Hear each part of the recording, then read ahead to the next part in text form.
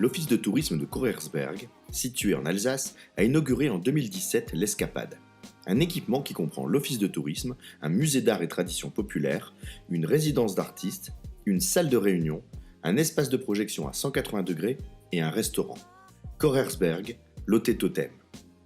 L'Escapade est en fait un pôle culturel que nous avons voulu créer pour un peu redynamiser un peu le centre du village, pour également mettre beaucoup plus en exergue et en avant notre musée du Korersberg.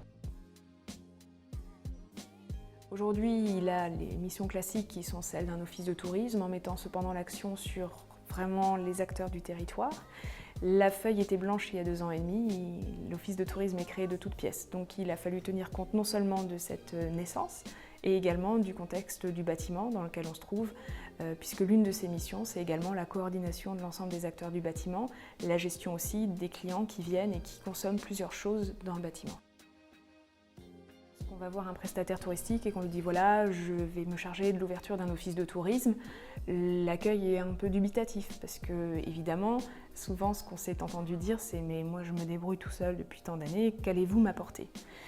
Et clairement, il y avait une plus-value à apporter à nos acteurs et l'enjeu il était là. Aujourd'hui, on travaille beaucoup plus pour nos acteurs que pour nos touristes.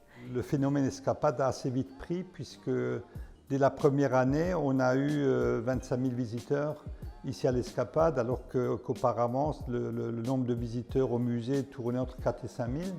Donc il y avait un réel phénomène, bon, bien sûr de curiosité, mais également d'attrait pour le musée.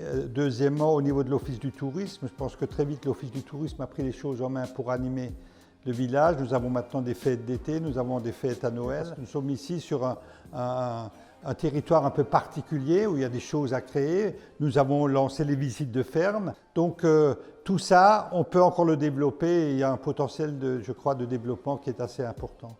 C'est une ouverture de nos structures, de notre exploitation et des citoyens du territoire, mais également d'ailleurs, peuvent venir visiter nos exploitations et rencontrer les vraies réalités de terrain du monde agricole. Et ça, c'est essentiel, c'est vraiment un gros boulot qu'on a fait ensemble. Et forcément, ça crée du lien, ça crée quelque chose d'un aspect positif. Je vous le dis, je le redis, c'est kiffant, quoi.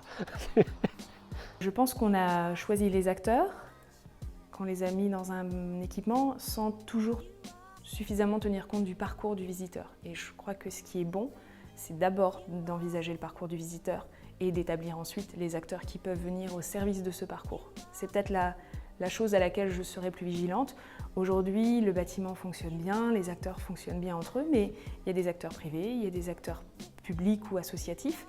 Tout le monde n'a pas les mêmes enjeux, donc c'est toujours délicat, mais on trouve toujours un bon terrain d'entente et quelque chose qui finisse toujours au service de la personne qui vient nous voir.